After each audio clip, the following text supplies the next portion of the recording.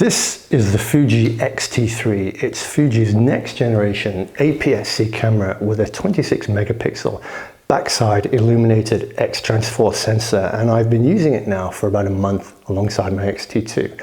And if you've seen any of my review videos before, you'll know that my focus is on how a camera performs from a landscape photography perspective, as well as more and more for shooting videos for this channel and reviews like this one. So I'm not going to look at every specification or dive really deeply into the technical aspects of image quality with test charts, because I simply don't use cameras that way. What I'm interested in looking at is what this camera gives me when it comes to shooting landscapes and to making videos as a creative tool and as a reliable workhorse for my job.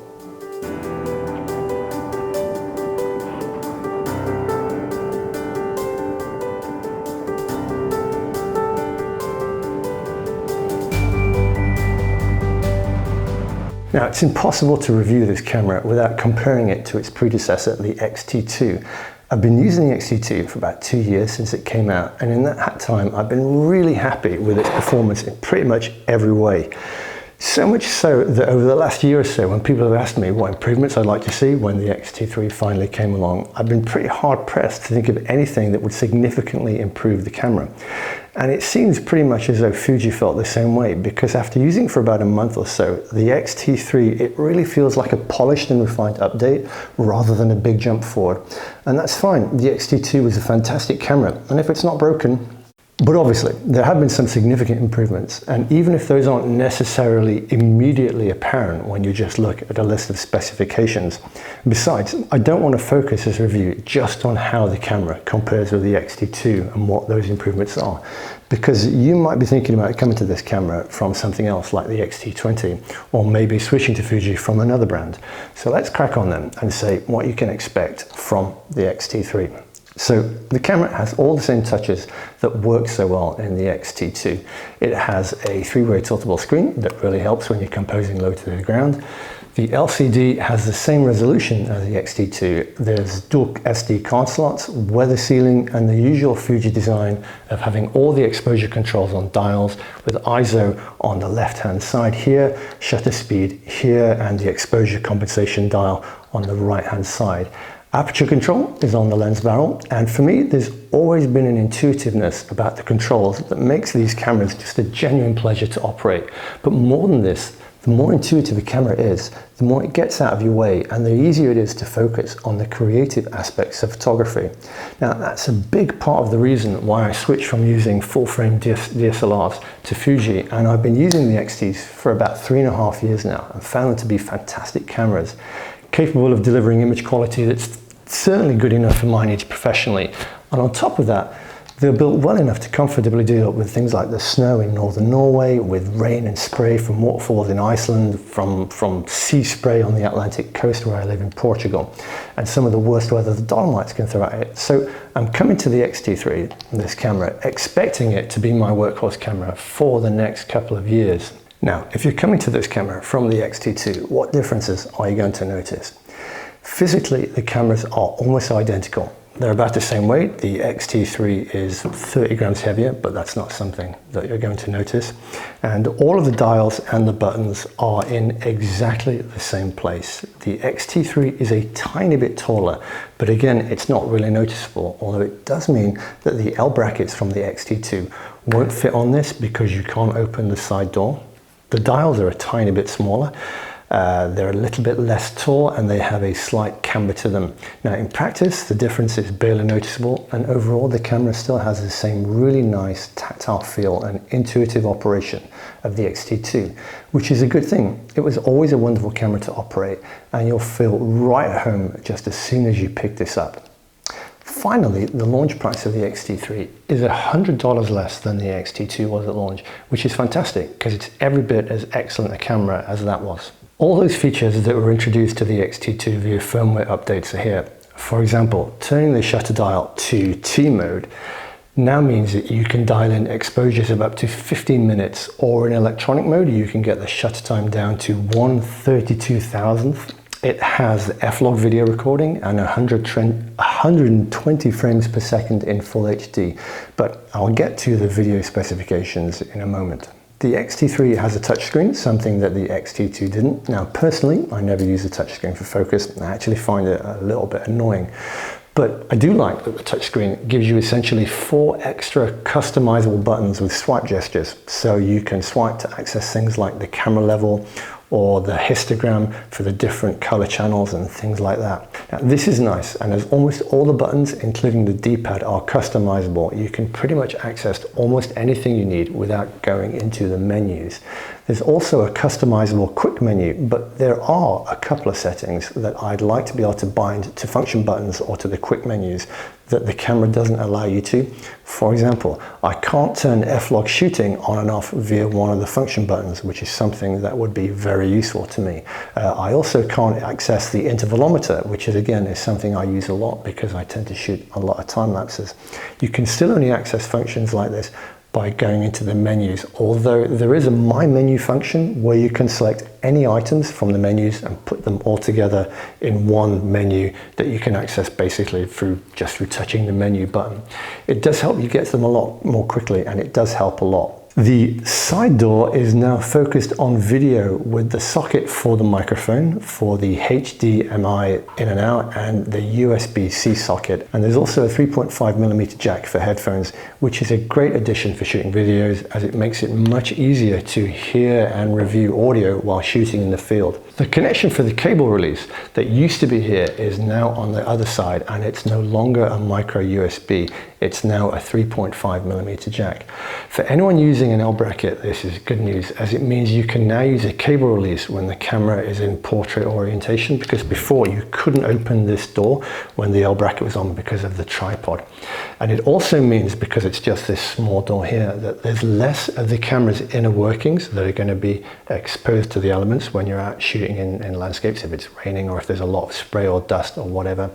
You do still have the option for a mechanical cable release in the shut button, but personally I like the idea of mechanical cable releases, but they seem to break for me so easily. I'm constantly breaking them pretty much on every trip, so it's nice for me to have the option of an electronic cable release now. The final thing you'll notice on the outside is that the base ISO is now 160, which is a third of a stop lower than the previous base ISO of 200. Now, one of the things that I really loved when switching from DSLRs to the Fuji system was the electronic viewfinder.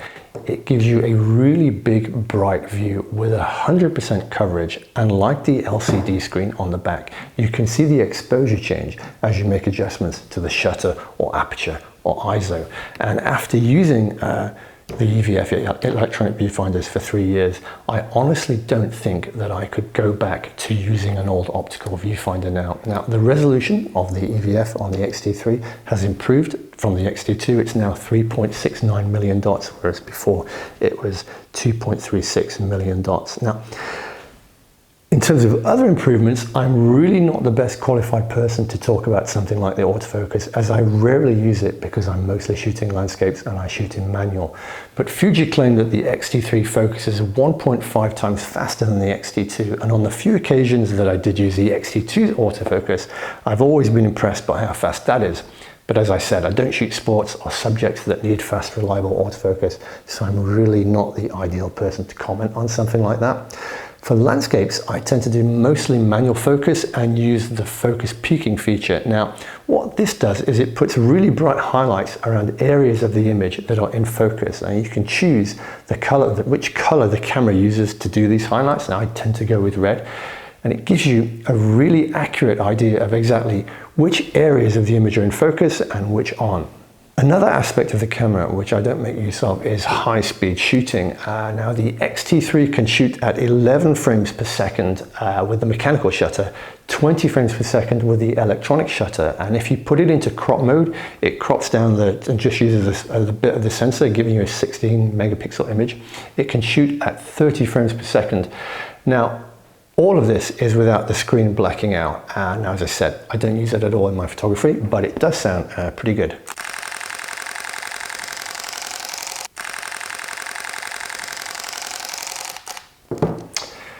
Now, one area that I do make a lot of use of, and that's been significantly improved in the X-T3, is the video functionality. When I first switched to Fuji, the X-T1 It was a fantastic camera for still photography, but it absolutely sucked when it came to video. Now, the X-T2 completely put that right, and it was a really capable video camera. Now, I've recorded most of my videos for this channel on the X-T2. I'm recording this video on the X-T2, and the X-T3 has really pushed the camera's video capabilities to an impressive level. There are things that I've already mentioned, like the capability to shoot in f-log and the capability to shoot 120 frames per second in full HD, which gives you really smooth slow motion shots, as well as the addition of the headphone jack, which gives you better audio monitoring in the field. But on top of that, the X-T3 has a much improved data transfer rate of 200 MBS for 4K at 60 frames per second, and it also has H.265 codec 10-bit color, which is a 4 times wider color gamut than the 8-bit on the X-T2, and that's going to give you much smoother tone transitions and much better highlights. Now, it can record 4K for up to 30 minutes at 30 frames per second, which is up from just 10 minutes on the X-T2, and also 30 minutes in full HD, which is double the 50 minutes of the X-T2. And that's really useful when you're recording things like this. And then there's the addition of the Eterna film simulation, which gives you a really nice cinematic look, and just little things like the addition of zebra stripes, which show you where the highlights are clipping. And finally, while we're talking about features, there's the addition of Bluetooth, which allows you to pair the camera to your phone via the Fujifilm camera remote app, whereas before with the X-T2 you only had the Wi-Fi option, and it has improved battery life. Now, the X-T3 is rated for 390 shots per charge as opposed to 340 shots on the X-T2, but I've not really been able to measure this as my shooting is really varied. It's typical for me to be shooting some still photos, some 4K video, maybe a time lapse, just all in the same shoot from the same charge. But what I can say is, in the past with all of the Fuji cameras, I've always found the batteries to be more than enough for one shooting session, unless I'm doing some really heavy time lapses or a lot of 4K video shooting. But whenever I travel, I tend to only take 2 batteries for each of my 2 cameras, and I've never felt the need to have more. Even if both of your batteries run out and you're away from an AC power source, you can always charge. You can get a cheap USB charger and charge it from a battery pack. And now with the X-T3, because it has the USB slot, you can now charge directly from a battery pack via USB. So that's pretty much it for the features. Let's have a look at the image quality.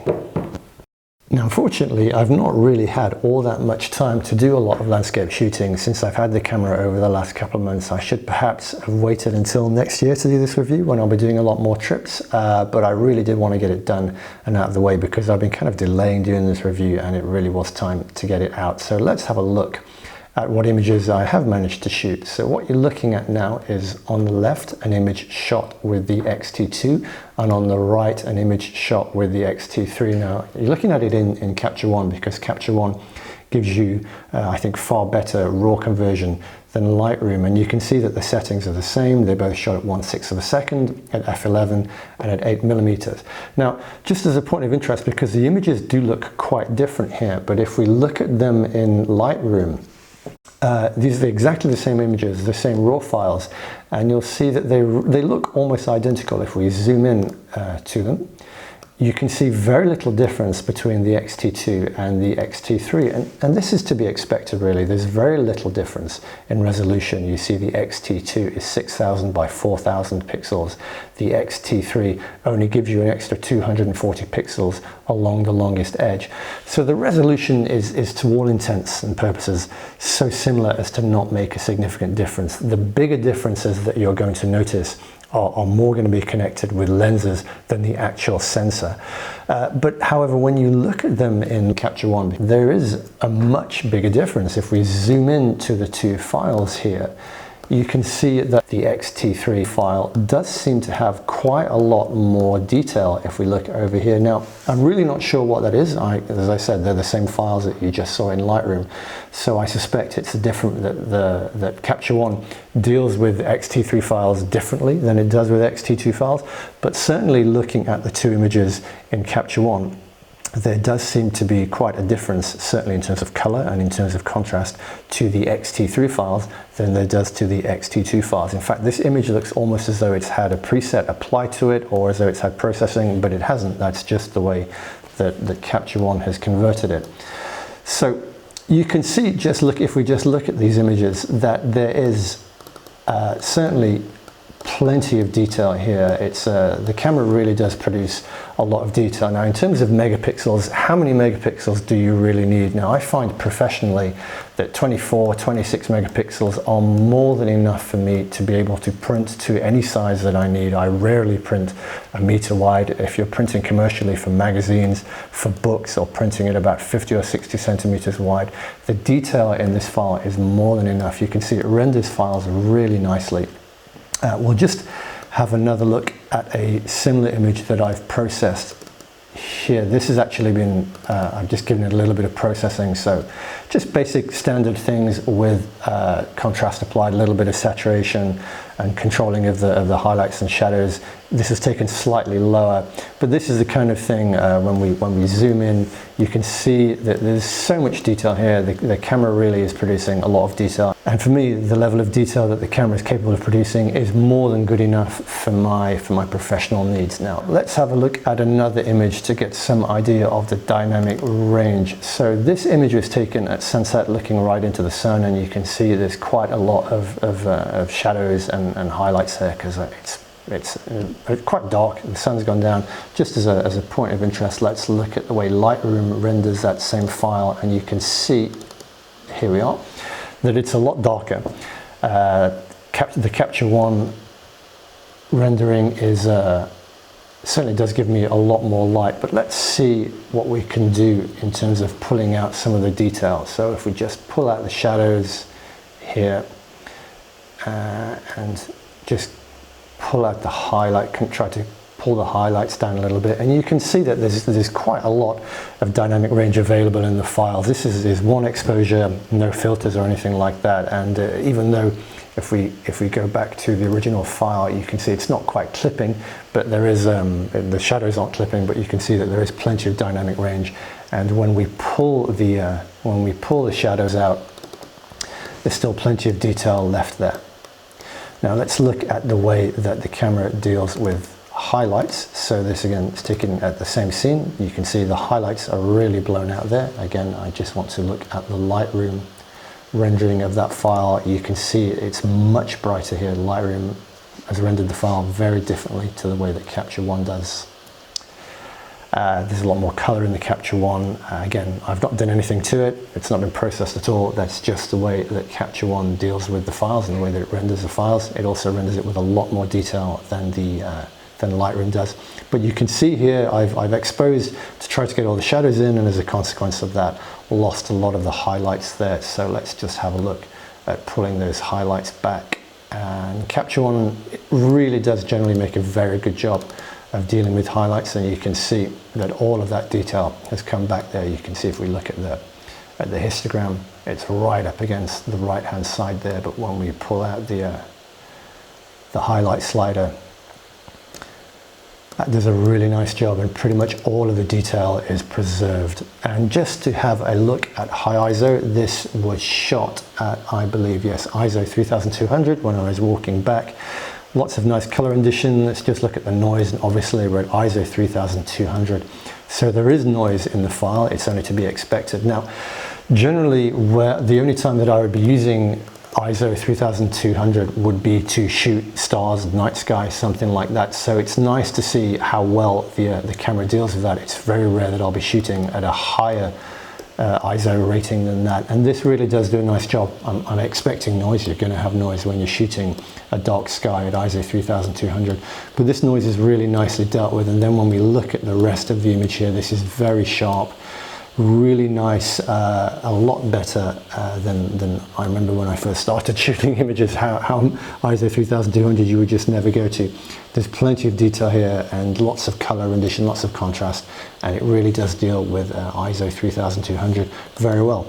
So overall then, the image quality is every bit as good as the X-T2. I think a little bit better. Capture One certainly renders it a little bit better. But now let's have a look at some of the video quality. Now, as I say, I've been using the X-T2 for video for quite a few years now, and I'm very impressed with the video quality that you get. The X-T3 is the same. It's got really nice video quality. You can see here, this is actually one of the film simulations. I think this is Eterna. It's shot right into the sun. There's a little bit of lens flare, apologies for that. And you can see that, you know, it's nice and contrasty. If we look at the F-log shot at exactly the same time, you can see the difference here.